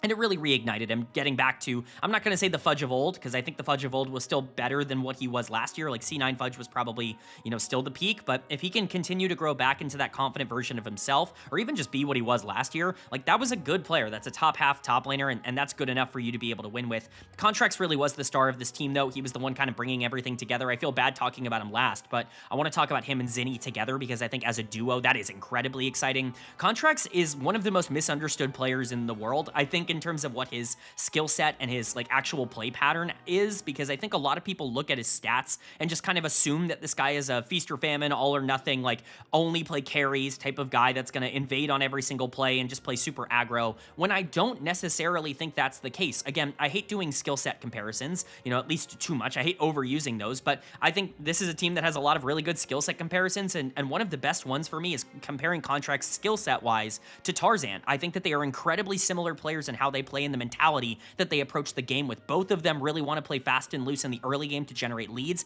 and then slow the pace of the game down so they can play more controlled around the leads that they've generated, utilizing picks like Maokai and Ivern and a lot of these more, I guess, control-oriented picks to be able to do that. He is going to play as aggressive as you'll ever see a Sejuani or a Maokai player ever play. Perhaps that's something like Malphite in the current meta, and he's able to create a lot of advantages for his team with that, and then he'll slow the pace of the game down, play more clinical around the team fighting stage, and then find his angles to be able to engage. It's really effective when it works. When it doesn't, it looks really bad because the early game just goes really poorly, and the game kind of cycles out of control. It's why Contracts was kind of the death king in the LCS for a really long time on teams like Golden Guardians. It's because when that style is not working, or when you are not on a good team that is able to follow up and skirmish with you a lot in the early game, it can also look kind of bad. But I think Contracts is more than good enough and is proven enough to be a top 3 jungler in the LCS, and especially with the floor of a lot of the other junglers. Remember, 4 and 5 right now are players like Hambach and Griffin that really have not proven a lot. Contracts definitely deserves to be in the top 3 in terms of these rankings. And then there's Zinni, and Zinni is the reason this all comes together, and the reason why I feel very scared putting them at number 4, because if this guy comes in as like an MVP level player day number 1, not only am I not going to be surprised, I'm not going to be shocked even a little bit, and also this team is probably going to be competing for top 1. Like, that is the kind of difference that this guy can make if he can come in and be a superstar rookie. And I'm serious, for those of you who don't watch the Challengers League, this is maybe the best mid laner I've evaluated coming out of the Challengers League in multiple years. We've seen so much hype for players like Saint, who were really good on LYON, or even someone like Loki, who came over last year for Cloud9. There have been multiple other players like Quid in previous years, even players to go up to the LCK that have had really good track records at the LCK Challengers League level and have been good prospects. I don't think any of them have better tier 2 tape than Zinni does. I think this guy is clearly the best tier 2 player in the world right now, and I think him getting a shot in tier 1 was inevitable. The fact that he chose Shopify Rebellion of all teams in the world is just kind of incredible, and it's insane. It's very cool. I think him and Contracts play off of each other really well from a skill set perspective. I think Zinni is the kind of player that can do a little bit of everything. He's happy to carry. He's happy to play the more aggressive assassin picks. He's really good in lane, but he can also play control mages in the back end of games, and he can really be stable in that phase as well. If Contracts is going to be super aggro, expect a lot of shoving and roaming out of Zinni in the early game, something that I think is very effective right now, allowing him to skirmish with Contracts. He's not afraid of taking a lot of fights, as we saw when he was playing with Hambach, or even with Youngjae this past year. He's really not afraid of trying to go out and make plays in the early game, and then he can settle down and be one of the more consistent teamfight carries in the game as well. He's a super versatile, very mechanically talented player with a very good understanding of where he needs to be on the map, and that's exactly what Contracts needs in the mid lane. When he was running into problems last year, it's because Palafox was over-aggressing in the mid lane without a lot of backup, or alternatively, he just wasn't in a good spot when he was down in resources. I think that's going to happen significantly less with Zinni coming in here. I have him at number 5 because mid lane's kind of good at the top end right now. There are 4 mid laners that I think are pretty solid. If this guy was number 1 by the end of the year, are you seriously telling me that that's like an upset or crazy? No, not at all. I think there is 100% the opportunity and the chance for him to come in and be like an MVP caliber player. And if that's the case, again, this team is going to be in the A tier. They're going to be competing to win the entire league because they have a very solid and stable team around him. But it really kind of revolves around Zinni. If he's just an average player, they're probably going to be closer to number 4. There's a lot of variance with this team, but the upside is absolutely there. And quite frankly, this is going to be one of my favorite teams in the world to watch and to see how they perform, mostly because I just love the way that they're constructed. But that's going to bring us to number 3 in my power rankings, and this is where things get spicy. This is my A tier here in the LCS. All 3 of the top 3 teams, I think, are in the same tier. It's all really just about the order that you want to put them in. Of course, I think there are multiple different correct answers to this, but what seems like an unpopular opinion is the one I'm going with, so that's always great. Coming in at number 3 for me, it's Team Liquid, which I think is a lot of people's number 1 in their rankings right now. Just kind of came off of the Dive episode, and it seemed like the consensus, believed that Team Liquid was the team to beat in the LCS going into 2026. I don't agree. I'm sorry, I don't. I'm just as high on Quid and LYON and even Core as anybody else is right now, but I do not believe that this top side is as good as people are making it out to be, and I really think they're going to have some problems going up against the best teams in the league, and I'll kind of talk about why. But going over their roster, it is looking like Morgan in the top lane, Jose Deodo in the jungle, Quid in the mid lane, LYON at AD carry, and Core JJ at support. We can get the good out of the way first because the good is really easy to talk about. This team was crushing the offseason, and I don't want to repeat my offseason grades video too much in terms of me talking about this, but what I said in that video remains true, which is the moment that they announced that LYON and Core were coming back and that they got Quid, that they were the winners of the Quid sweepstakes that we always kind of thought they would win anyways, I was like, oh, this is about to be the best team in the league. They're going to make a push for someone like Inspired, and they're going to potentially get someone like, I don't know, even like a Dokla or something like that on the top side, and I'm going to feel pretty solid about the direction that they're headed in. Then they just don't do that. They either miss out on Inspired, or as my comments have told me, just like go with Jose Deodo over Inspired, which we'll talk about if that is their decision. And, Morgan is the choice on the top side, and things kind of fall apart for me in terms of the identity of this Team Liquid team. Again, I don't want to take away the good. They're in the A tier and the top tier for a reason here. Quid, LYON, and Core as a trio are probably the best in the league. Like, I don't think any team can compete with that level of talent. Quid is easily the best mid laner in the region. He's able to dominate domestically, as we saw, both in and out of lane in late game team fights. He is probably, in my opinion, the second best player in the region right now, only behind Inspired. I really do view him that highly, and I do think he's far and away the best player in his position. I don't think anybody has the hands or the game feel to dominate the way he does, and he does it on multiple different types of champions. He can do it on Talia, he can do it on Akali. Like, it really does not matter. He can kind of, go the entire spectrum, and he really was the prize of the offseason for Team Liquid. APA, I think, had a career year at times for Team Liquid last year. I'm not going to say he was hyper consistent, but the upside was better than we had ever seen it in the LCS or the LTA out of APA in 2025, and Quid is a massive upgrade to him. Like, that's how good I think this addition is, and being able to retain LYON and Core JJ, who I still believe to be the best bot lane in North America, is a massive win. LYON for me comes in as my number 1 AD carry. I think from a raw mechanics perspective, he is right up there with the other players that you would consider for number 1, and I think his defined skill set and his ability to play off of his teammates make him the most valuable AD carry in the league. He is the best laning AD carry in the West, and I think that's including Berserker coming back to North America. I would still take LYON in terms of the 2v2 being able to generate resources and, being able to push the game forward from that stance. But the thing that has really elevated him recently is that he's been willing to pick a lot of these hyper carries and still win in the early game, which makes it so difficult to try and draft against LYON. Obviously, the double dragon thing from a couple of years ago was a bit of a meme, but it's real. Like, this guy can pick Smolder and still go up 40 CS. It's just the way that he is built. And again, the reason that I think that that is so valuable and so important to have is because in this current game, in this current meta, I think it's more important to snowball the game than it has been in such a long time. Early game kind of wins you the game right now in terms of the way that things have been played in the LPL and the LCK, even at times in the LEC, although they kind of play by their own rules and their meta read continues to be quite bad.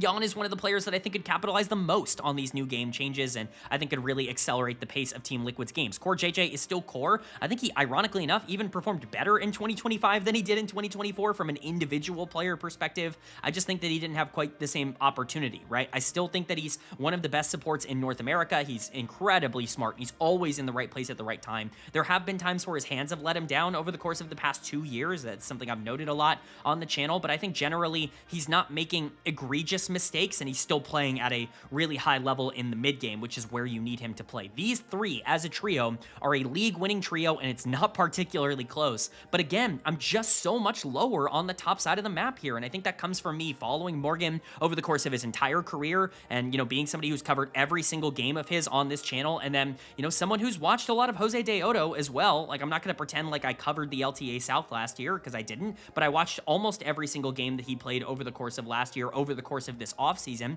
to try and get a good opinion on him.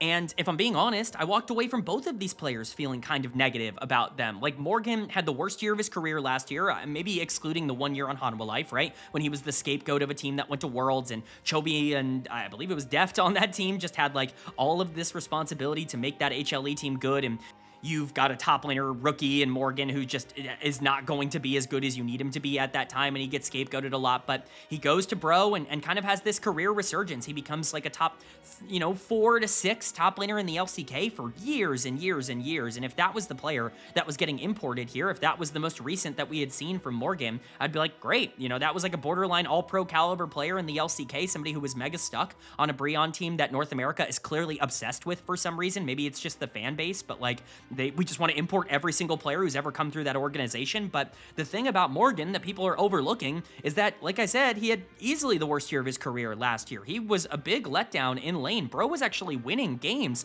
elsewhere on the map. You had players like Closer that were having, I don't want to say like career breakout years, because Closer's obviously been somebody that's been an all-pro in the LCK before, but that was the first time where he was on like a team where he needed to be the #1 option, and he actually stepped up. Whereas a lot of the other times he just kind of got to blend into the background and be a good like 4th or 5th player on a team. He was not allowed to be that last year, and he carried Bro. Hype, I think, showed a lot of interesting traits. Even Polu, I think, had some good moments. Krako came in for Hambach, who obviously got benched for that team and looked okay throughout a majority of the back end of the year. Morgan, for most of last year, was the worst player on one of the worst LCK teams. Like, that to me is bad process, especially for a player that has never really shown to have like huge mechanical upside. When I talk about bad imports, in my opinion, Morgan is like the epitome of bad import. I compare it to Umti when this team brought Umti over also from Brionne, where it's like, what are you hoping to get out of this? Because best case scenario, he's going to be a top 3 or 4 top laner in the league, and you probably could have gotten a similar output from someone like Dokla without the import slot, which you could have saved for a different position, potentially later on in the year. I don't know, Cough Yuji, who potentially has more upside here, which we'll talk about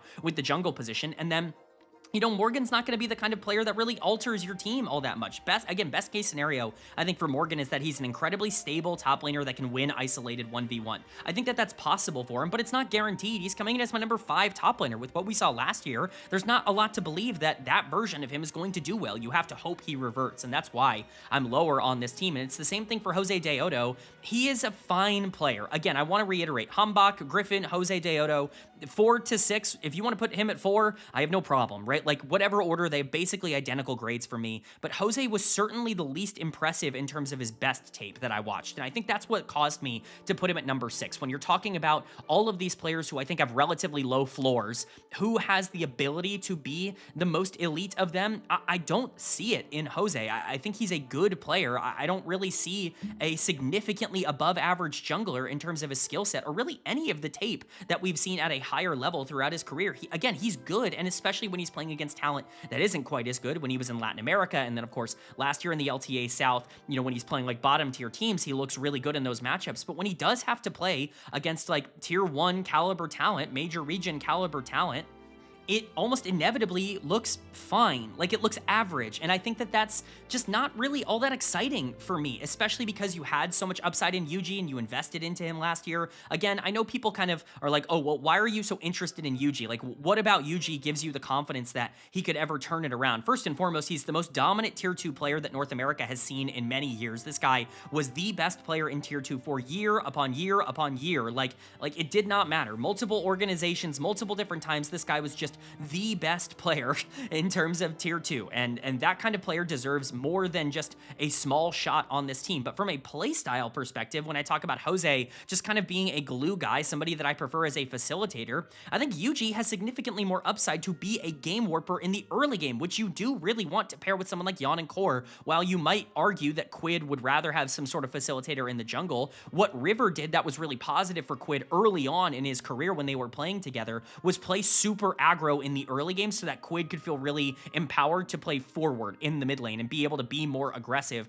Jose's not really going to offer that. He is a much more standard, by the book kind of player, and I like, he'll make crazy plays, but they all come at parts of the game where it's like, oh, I've set this up for 2 minutes, and that's good. Again, he just doesn't have that like X factor type of like game-breaking potential. I just don't really like this top side. Maybe I'm wrong. I hope I'm wrong, because Jose is a very fun addition back to North America. Of course, playing here before on FlyQuest for multiple years, and then Morgan is a fan favorite. Lord Morgan over in the LCK. I've read and heard about it for years and years and years. I've watched it for years and years and years. I've never gotten it with Morgan in terms of, you know, being a superstar, and I really don't see it at all in Jose in terms of the upside. If this team had, I would say, like a remotely interesting top side, then I'd probably be looking at them as top 1. As of now, they've got an awesome mid bot lane, and I think their top side is going to kind of gate them from being the best team in the league. But that's going to bring us to number 2 in my power rankings, and it's a team that everybody is talking about right now, and we'll see how it ends up placing for them. It's LYON at number 2. This is obviously a big jump from where they were last year. This was a team that was near the bottom of the LCS, or the LTA North, very sorry. Over the course of 2025, they could just never really find their footing playing around some of their star inconsistent players, but now those inconsistent players have moved down the pecking order. They brought in a couple of faces that, while they're also relatively inconsistent, have much higher upside, and honestly, there are some pieces on this team that I just kind of believe in more than the average analyst, I think, does at this moment. So let's go over why I have LYON apparently a lot higher than everybody else who has them at 4 or 3 in their rankings. LYON's roster in 2026 is looking like Dokla in the top lane, at the very least for now. I have no clue when Zamudo, or if Zamudo, is ever going to actually be able to enter the country, but Dokla is now the starting top laner. Inspired in the jungle, Saint in the mid lane, Berserker at AD carry, and Isles at support. One of the things I just wanted to get out of the way, people were asking in the comments section of my offseason grades video, where is Dokla? I thought Dokla was the top laner of LYON.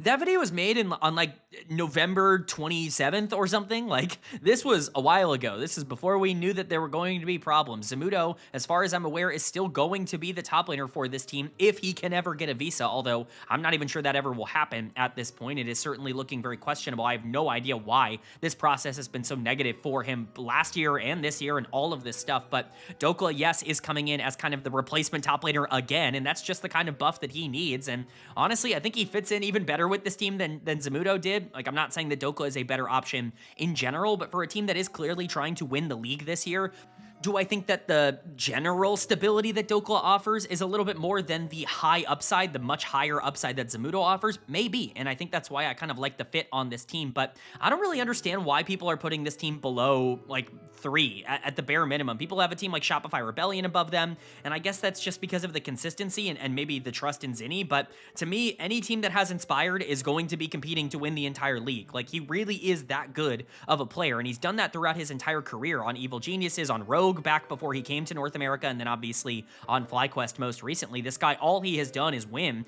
at basically every level, be an MVP caliber player, and last year was maybe the best year of his entire career. He really re-broke through, not that he needed to, he was already one of the best junglers in the West and really in the world, but he really re-broke through last year and did everything you needed to see to show that he's grown out of, I would say, the playstyle mold that a lot of people had him in. This was a guy who people were talking about as like only a late game player, somebody whose early games were just a bit too slow to play in the modern game, somebody who wanted to play things like Viego and Lilia and carry in the 5v5s and just be more focused on being able to get himself resources rather than the rest of his team. And he said, okay, bet, I'll be the best Sejuani in the world last year. Like, it's just crazy how much better this guy has gotten at being both a facilitator and and a game initiator in the early game. One of his biggest flaws as a player back in the day when he was on Rogue and even on Evil Geniuses was that it did take him a little bit of time to ramp up into being one of the better players in the league, right? His early games would just be a little bit slow, and that's why Blabber was able to out-tempo him in a lot of games that they played against each other, is because Blabber is very aggressive in the early game. But now that Inspired's early game has gotten to the point where it's probably the best of any jungler in the entire league, not just serviceable, but genuinely fantastic, what is his weakness as a player? Is it the fact that he sometimes over-aggresses in the mid-game? Sure, man, I'll take that as a weakness any day of the week in a league where you are clearly the most talented jungler in the entire region.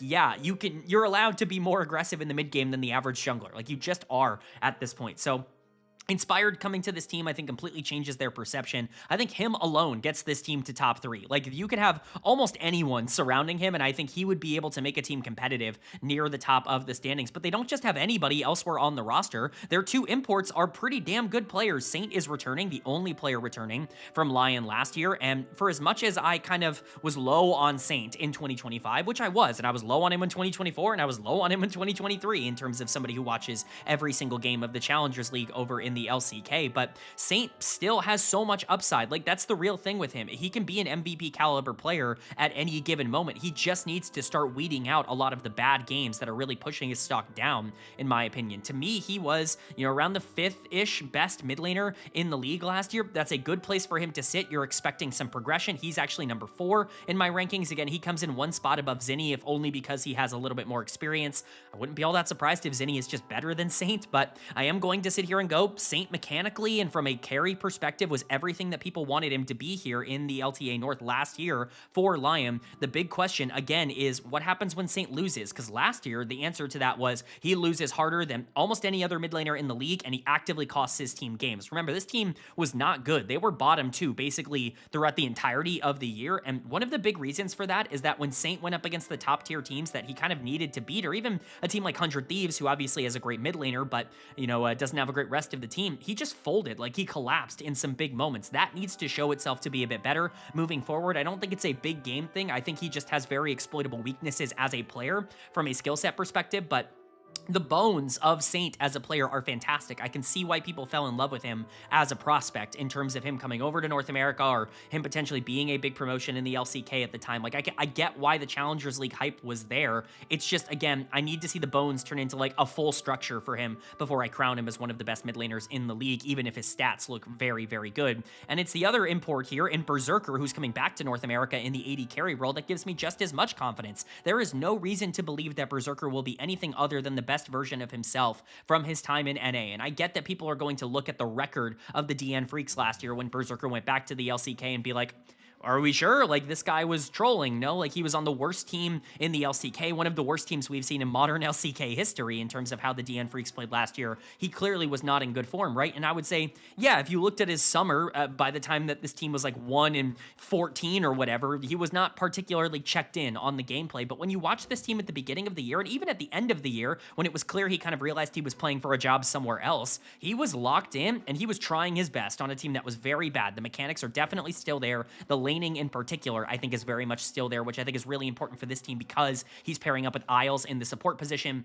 Isles we'll talk about in a second, very much a lane-focused player. If you can get the best out of Berserker, if he can be a top-tier AD carry, which, again, there's nothing on tape last year or even on his, pseudo-down year on Cloud9 before he left North America in 2024, there's nothing on tape there to indicate that he is not going to be, at the bare minimum, a top 3 or 4 AD carry in the league, somebody with the mechanical upside to win MVP again, because it's something he's already done, and I'm going to rank him as such. He's coming in as my number 2 AD carry. I really think he'll perform from day number 1. And as much as I don't love Isles as a player, and I really don't like this decision because I think you want a higher floor type of support, I do think from a stylistic perspective, I can understand a little bit more where they are going. Isles, when you talk about what he does that is, I think, different from other supports at this level, he is a better laner, and that's because he's much more willing to play not only enchanters, but lane-dominant threats. He really likes picking aggressive 2v2s, and he wants to be able to generate leads early. And if that's going to be the case, first off, Inspired obviously can facilitate facilitate that no matter what he plays in the jungle. I think this meta is basically perfect for the way that Inspired plays the game, but that means that Berserker could be a pretty big main character on this team, and if you can get that guy into good spots, you know he has the hands to be able to pay it back out. That's what Isles is here for. He's here to unironically pick things like Lulu and Renata, and maybe even like a Nami or a Karma or something along those lines, and just win early game and get Berserker the resources he needs to win. Stylistically, that's where I understand why you're bringing in Isles. I will say this about him, he is not a good team fighter. Like, he is just not good in that phase of the game. He struggles a lot to find creative angles. Oftentimes he is playing peel more than engage because teams don't really trust him to play make. I don't know if that's just a team problem or if that is a him problem, but it's been something that has been really constant and consistent throughout his entire career. I hope that that ends up changing, but that's what you see on tape. You see a guy who is never really asked to be a primary player for a team in the late game, and that's just very odd for a support, but definitely someone who has the tape and has the experience to show that he can be a laner and somebody who can win 2v2, and if that's the priority for LYON, I can see why they went in that direction. But the final player to talk about is Big Dokes on the top side, Dokla coming in, and this might be the controversial ranking. I have him as a top 3 top laner. He has shown everything that he needs to show to me that he is a productive top lane player. Is he perfect? No, there are going to be laning phases that this guy kind of gets blasted in, and we saw that even against players that, you know, he's above in these rankings. It is totally fair and understandable to be like, how could you possibly expect Dokla to be better than Fudge or Morgan or Impact, like these other players that have much better track records, in my opinion, than Dokla? I hear you, man. Like, honestly, I don't think Dokla is guaranteed to be a top 3 top laner either. I'm kind of taking a bit of a punt here, but I think he's a great stylistic fit on this team because he's aggressive enough where he's going to be able to play the 1v1 against weaker teams and keep his team afloat on the top side without needing a ton of insurance, but also he is good enough in team fights where if he's left on a weak side or left on an island for them to be able to play for Berserker or Saint, he's going to still be useful even without resources in the later part of the game. I like I said earlier, I think this might even be a better stylistic fit than someone like Zamudo, who is a super resource-intensive player. We've never seen Zamudo play anything other than the strongest of strong side in the top lane. Like, he was basically camped into oblivion in tier 2. Not to say that he's overrated. I think he's a fantastically good player and very mechanically talented, and I really want to see him at the tier 1 level, but they're very different players. Dokla is happy to be alone on the top side and to play the role that he needs to play. Still going to be pretty volatile in that role. I'm not pretending like this guy isn't going to die to ganks or die 1v1 or, you know, anything like that. I'm not trying to say he's like weak side king. I'm just saying that he is much more comfortable in that role, and I think it opens up the options for the way that LYON can play the map moving forward. I like the construction of this team a lot. I don't really understand why other people are not as high on them as I am, but if I have to be the one that's kind of carrying the LYON torch and saying that basically from day one they're going to be a team that competes to be the best in the entire league, then I'll be happy to wave that flag. But that's going to bring us inevitably to the number 1 team in my power rankings, the top of A tier, and I gotta be honest, guys, I'm sick. I just can't beat the bug. It feels like every single year, this time of the year, I just come down with Cloud9-itis because, once again, they're number 1 in my power rankings. I have never been rewarded for this. At least in the last couple of years, I've not been rewarded for this. I really thought 2024 was their year. It wasn't. I thought 2025 was going to be their year, especially down the stretch. It wasn't. And now we're sitting at a spot where Cloud9, the team that went to Worlds every single year without fail, that was the most consistent organization North America has ever seen, is 2 years without a Worlds appearance, is running back 4 of the 5 members of their roster, and, you know, we're just kind of hoping and praying it goes better this year, and somehow, some way, I'm buying in again. Like, what is wrong with me? How do I keep doing this to myself? Why do I keep believing that this is the year that Cloud9 will win? Well, I guess I'll explain why, because their roster is looking like Thanatos in the top lane, Blabber in the jungle, APA in the mid lane, Sven at AD carry, and Vulcan at support.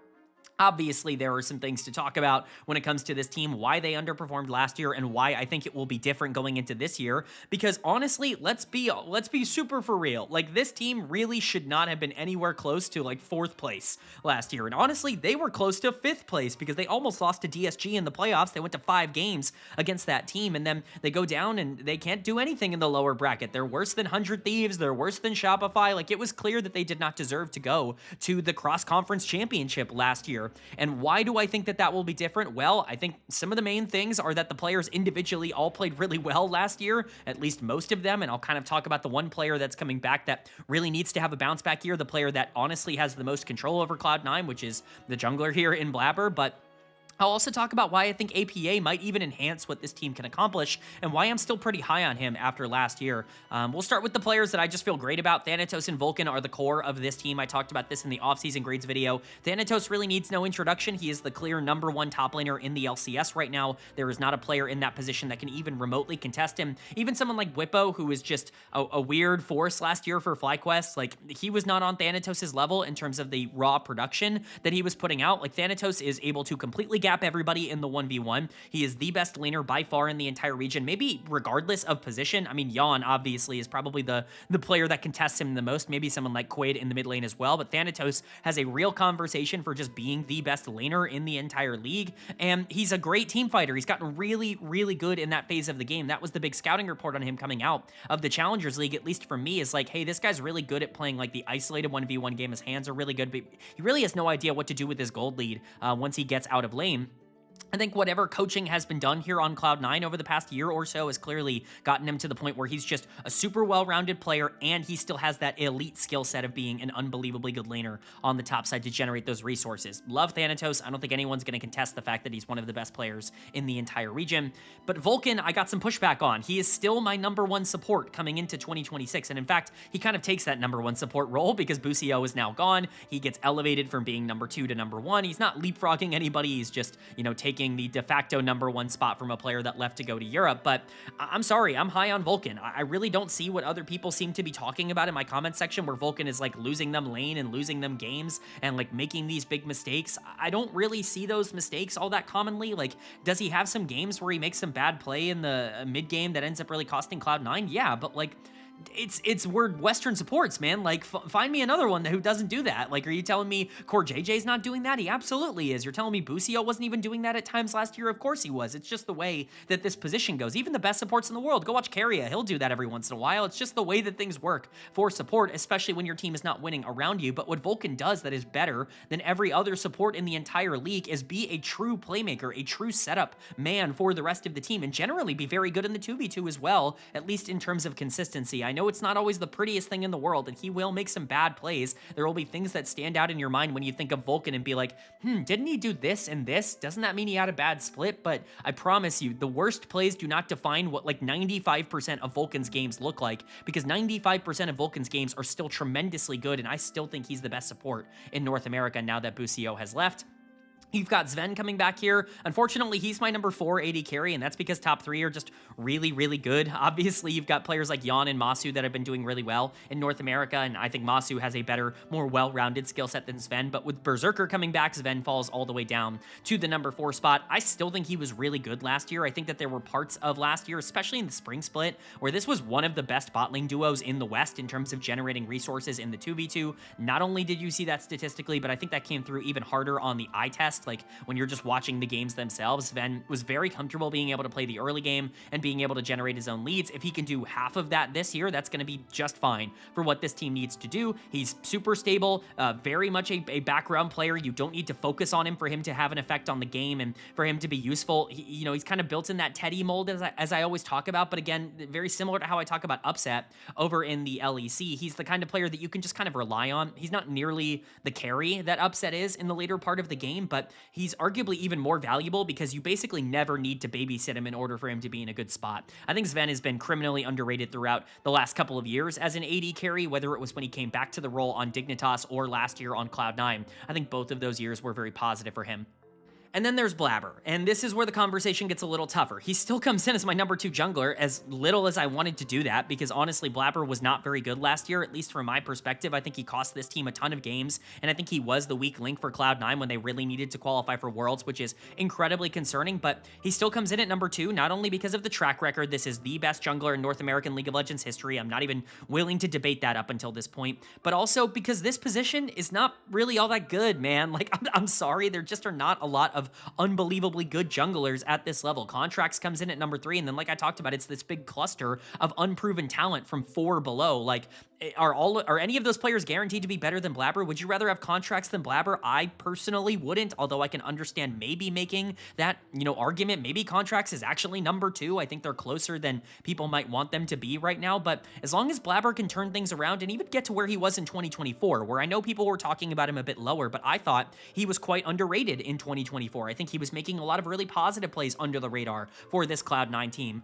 If you can get back to that, if you can just be in a position where he is like semi-valuable, mostly valuable, and even under the radar as a facilitator or as a carry, like that's all he needs to be. He just was not very good in 2025. It was the worst year of his career, at least as a full-time starter, and we need to see that rebound. I have faith that it will rebound because of the lack of proven talent in the jungle position. Somebody's going to have to perform well in that role, and to me, Blabber is one of the key candidates that's actually going to be able to get that done. But again, if you're looking for reasons not to put Cloud9 number 1, I think Blabber's performance last year would be an indicator of, maybe he's not on the upside of his career at the current moment. But, what actually inspires me a lot is bringing APA over here. I think he fits the identity of this team really well. Not only have Cloud9 historically been, amazing at these reclamation projects in North America, whether it be, players like Sven Skaren that obviously, get a lot of hype for that, or Sven coming over from TSM.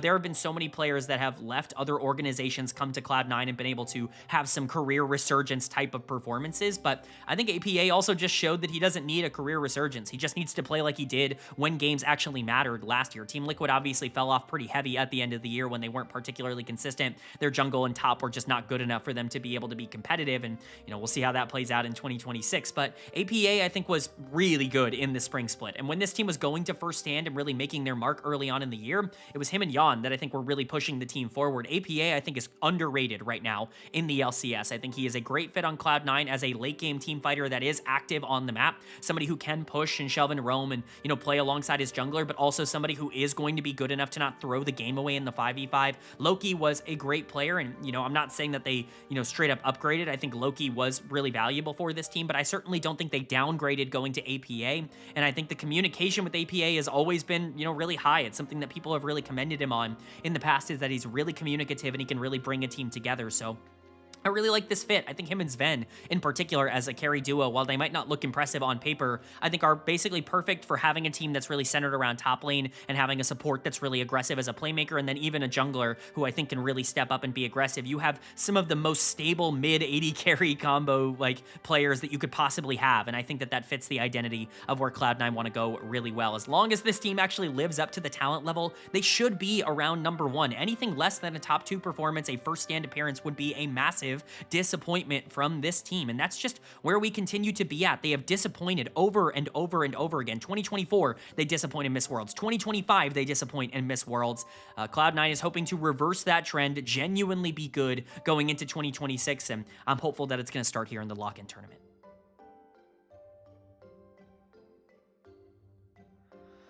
All right, but that is going to do it for my LCS Winter Split Lock-In Tournament Primer and Power Rankings video. I do hope you guys enjoyed. Of course, like I said, there's going to be some picks in here that you guys do not like. Some player rankings, some team rankings that I'm sure are very against the grain. Know that I'm doing it from the bottom of my heart. I really, truly do believe in these rankings, especially from a confidence perspective. But let me know what you agree with or disagree with down in the comment section below. You guys know I love to hear your opinion, again, as long as it's formulated in a way that's at least decently constructive. You are allowed to be mad and confused by my rankings, just maybe don't say, do you even watch the games, bro? It's a very funny comment when I have covered every single game in North America over the past 5 years and have been tracking stats for a lot longer than that. So that's kind of the thing down in the comment section below. Just let me know what you guys think, what you guys feel. Couple of, I guess, plugs at the end of this video. Of course, if you want to see more of me, subscribe to the channel. We're going to be posting LCS weekly recaps every single week on this channel as we go throughout the split, as we go throughout the playoffs. First Stand's going to be covered, and we're covering 3 other major regions as well, LEC, LCK, and LPL every single week, as always, on this channel.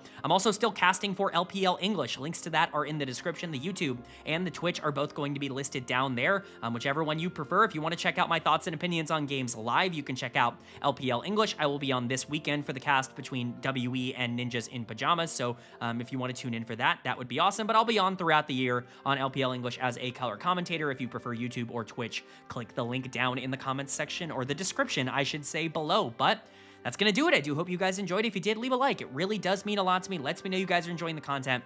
And it does help get this video out to a lot more people, which I'm always very appreciative of. I already talked about the stuff on the channel, so I will just say, with all that being said, hope you all are having a great day. Hope you continue to have a great day, and I will see you all